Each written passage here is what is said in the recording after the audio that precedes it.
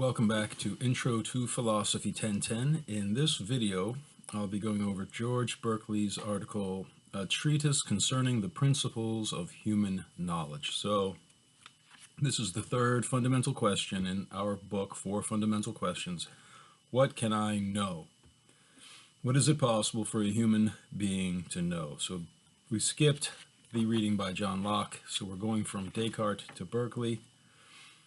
And Berkeley is an empiricist, so we have the two schools, the rationalists and the empiricists. The rationalists believe that each of us is a soul imprinted with these ideas, these absolute ideas, these forms of knowledge.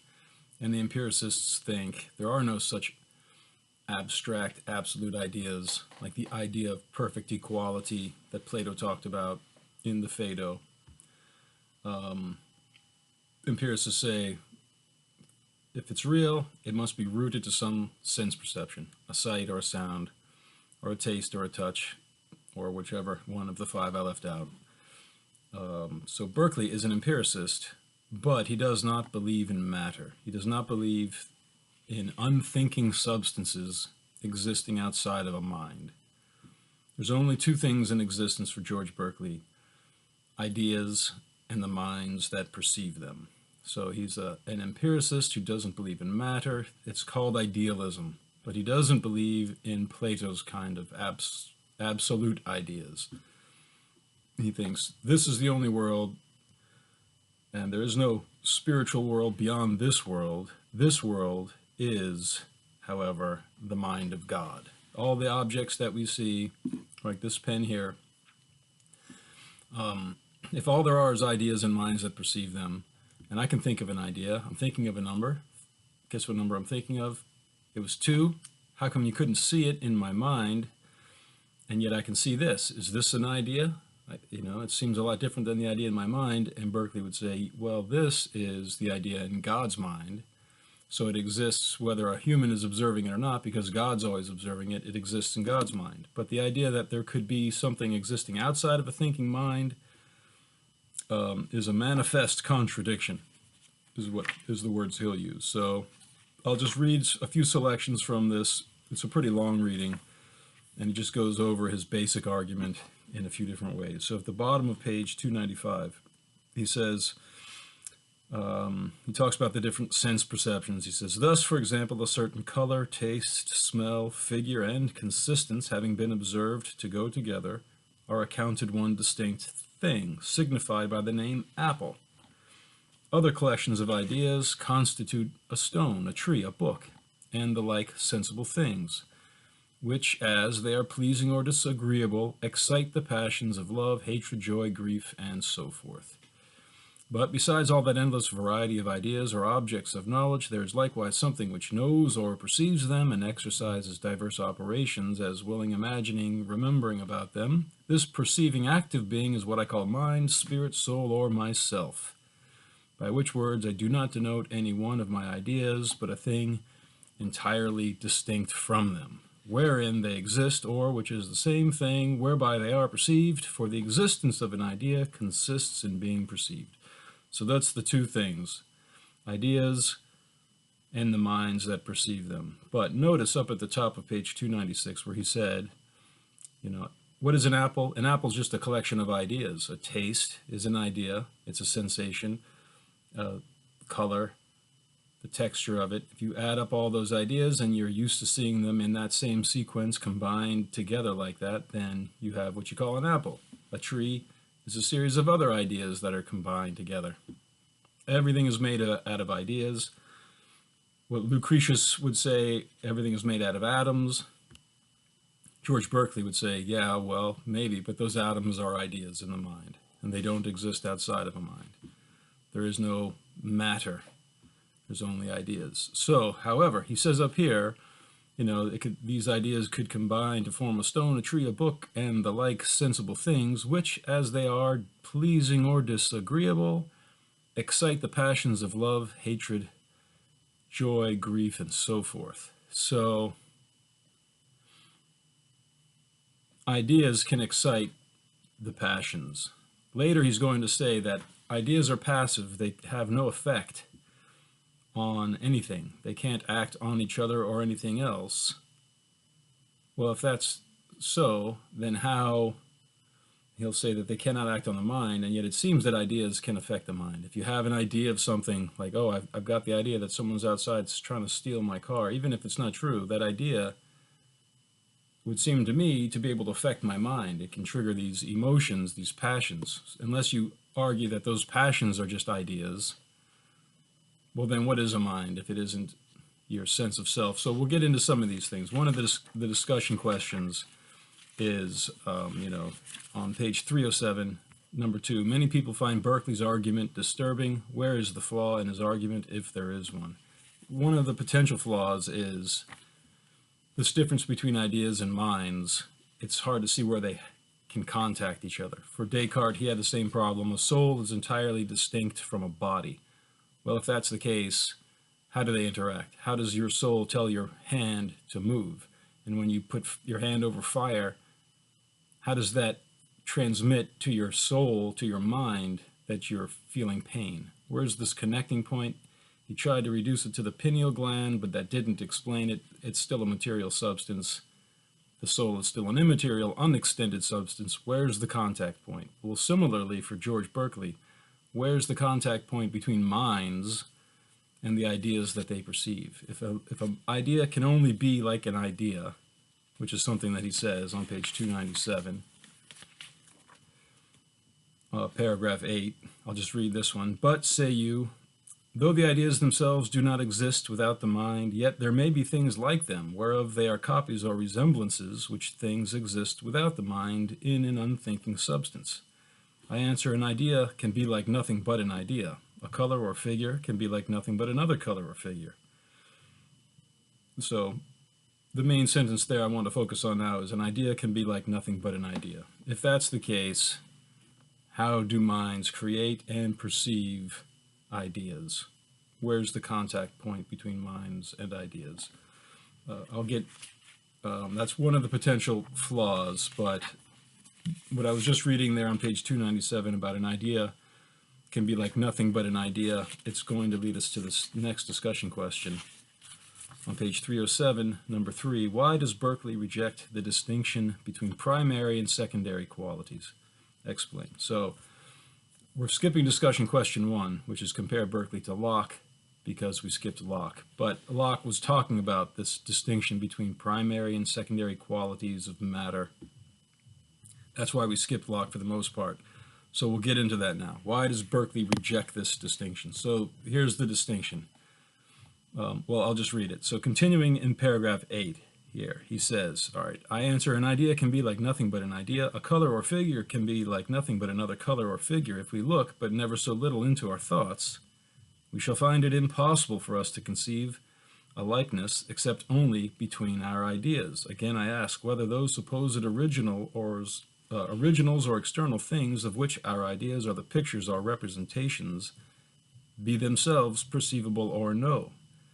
If they are, then they are ideas, and we have gained our point. But if you say they are not, I appeal to anyone, whether it be sense, to assert a color is like something which is invisible, hard or soft like something which is intangible, and so of the rest. So here's where he brings up this idea of the secondary qualities. Paragraph 9, page 297, he says, some there are who make a distinction betwixt primary and secondary qualities. By the former they mean extension, figure, motion, rest, solidity or impenetrability, and number. That's the primary qualities. By the latter they denote all other sensible qualities as colors, sounds, tastes, and so forth. The ideas we have of these they acknowledge not to be the resemblances of anything existing without the mind or unperceived, but they will have our ideas of the primary qualities to be patterns or images of things which exist without the mind in an unthinking substance which they call matter. So he's saying there's secondary qualities and primary qualities. For example, in the apple, the secondary qualities are the taste and the color, because if you have some kind of a problem with your eyes, maybe you won't see it as red, you'll see it as another color. If you have some kind of jaundice or something, you won't taste it as sweet, it'll taste different. So the color it seems to be and what it seems to taste like are dependent upon the perceiver. Are there any primary qualities the apple has itself that are independent of the relative tastes of the perceiver? Well, they'll say, yeah. And Berkeley listed them: extension, figure, motion, rest, solidity, and number. These, although we have ideas of them, the ideas we have of these are resemblances of something that actually exists outside of our minds. So even if you say, all right, you're splitting hairs here, you're saying that we never perceive matter, all we ever perceive are our own ideas, and it's impossible for us to perceive anything else. Okay, I see your point. We're only conscious of our own consciousness. But it seems likely that although what I'm experiencing about this pen is an idea in my mind, that idea is a resemblance of something here. Oh, well, the secondary qualities are green. All right, maybe the greenness of it isn't inherent to this pen, but it's got a certain combination of atoms which reflect the light and create a green sensation for me, but this thing's actually extended in space, and therefore it's a real physical object. Berkeley will say, no, that's not the case. It is impossible. Even the primary qualities are just in your mind. So what are you trying to tell me? Berkeley will say, oh, there can be extension that's neither large or small. Those are relative secondary qualities. Oh, it seems large to me, it seems small to me. Well,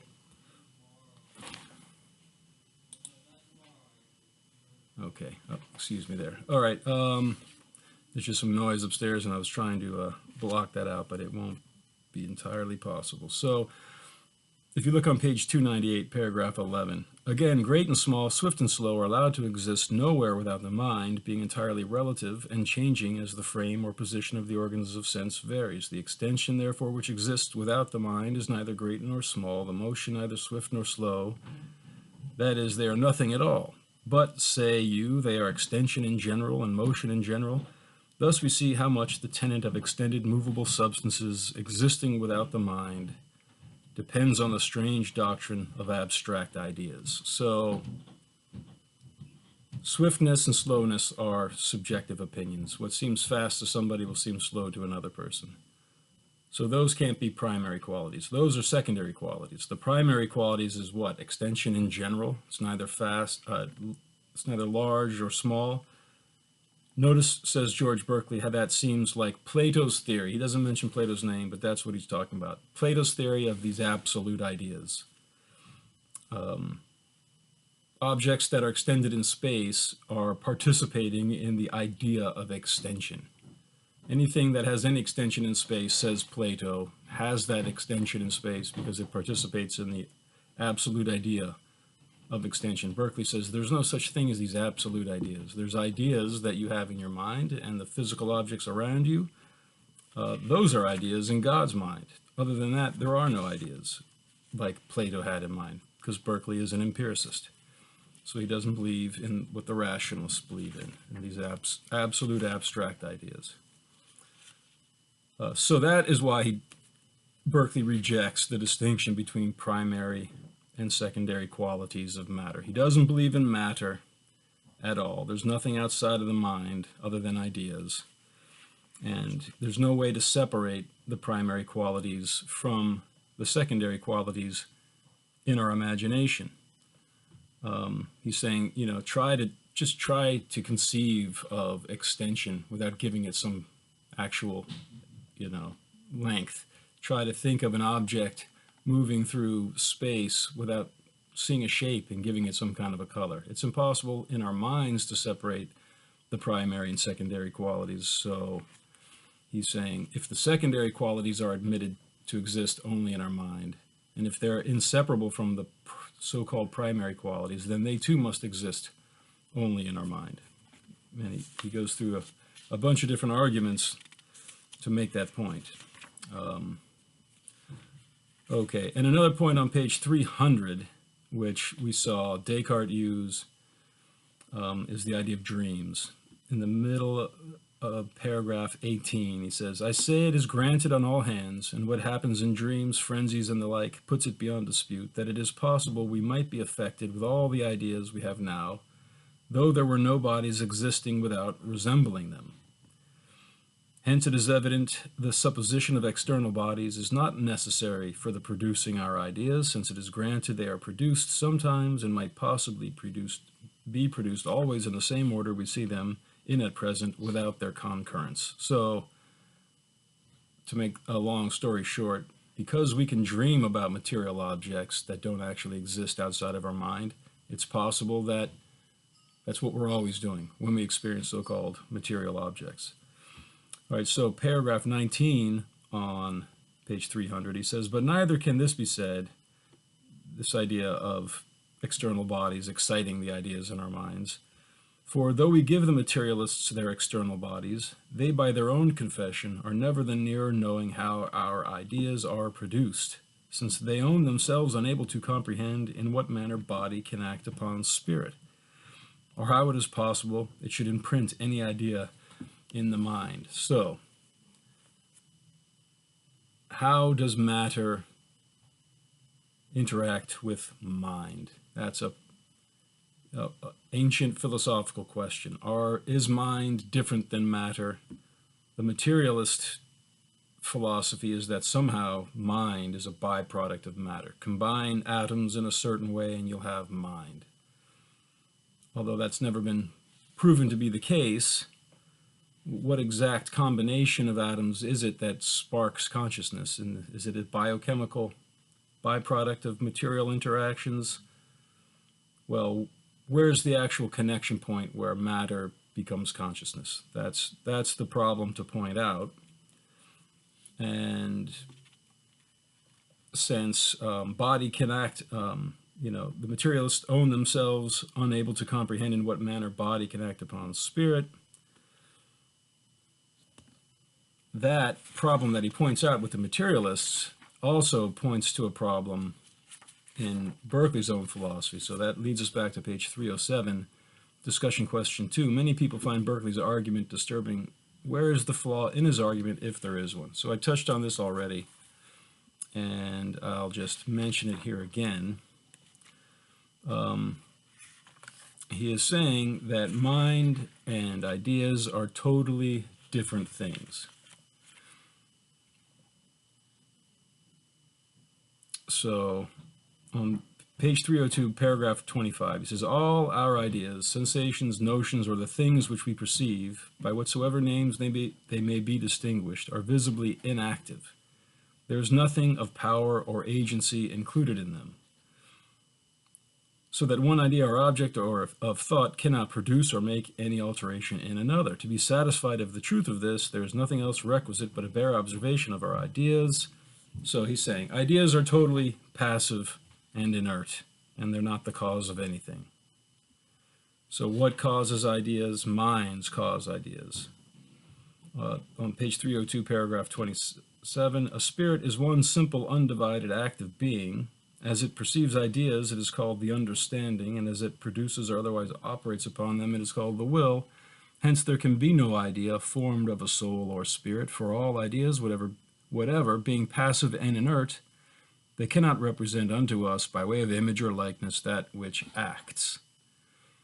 So, ideas are passive, minds or souls are active, they create ideas.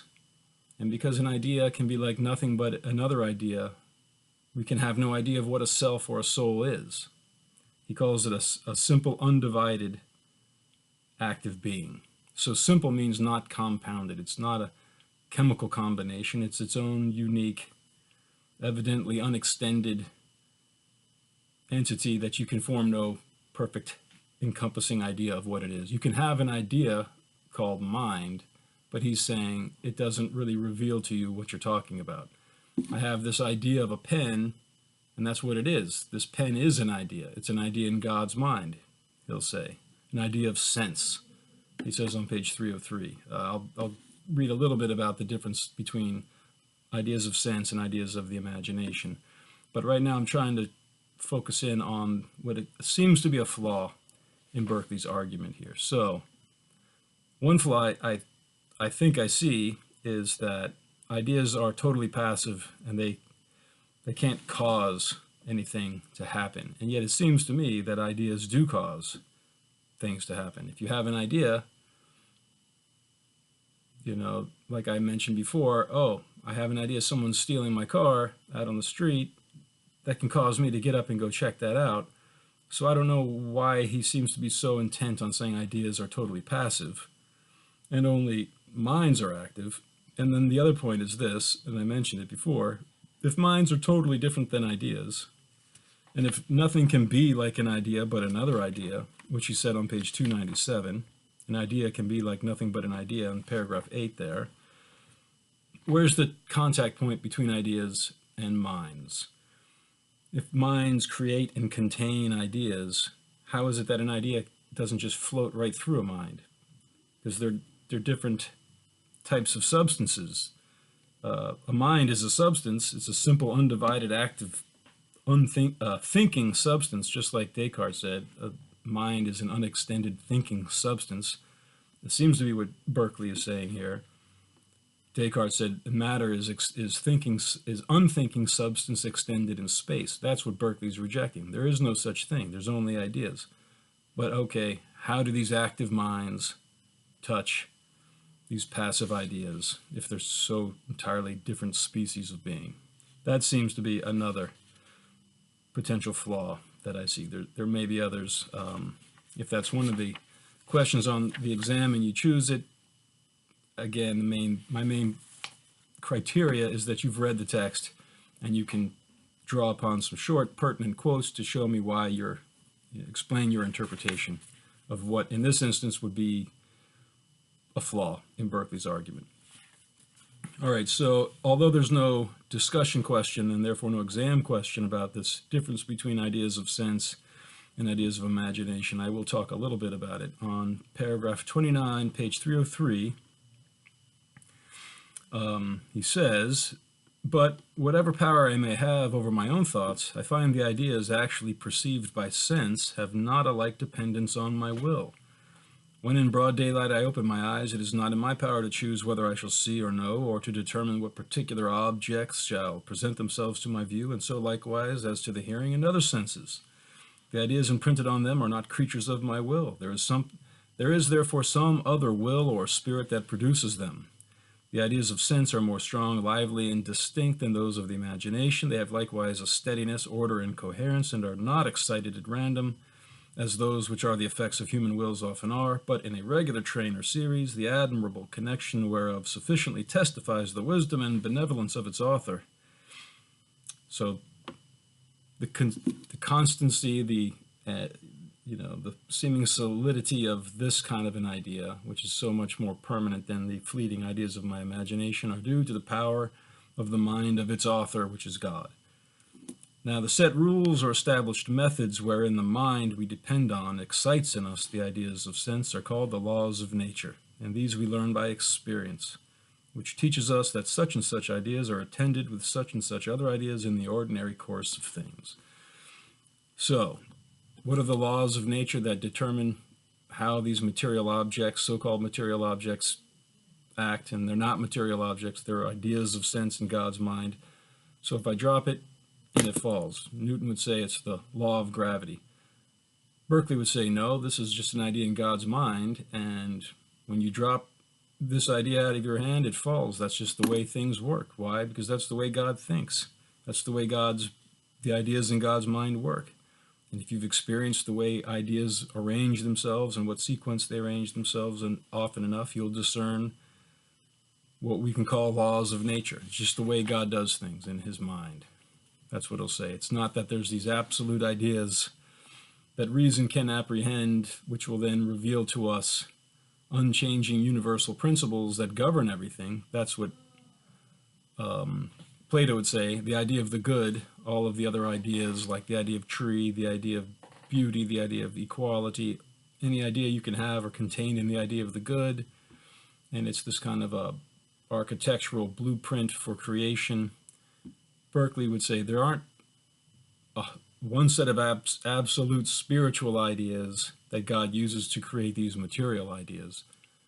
Berkeley would say, this is God's idea.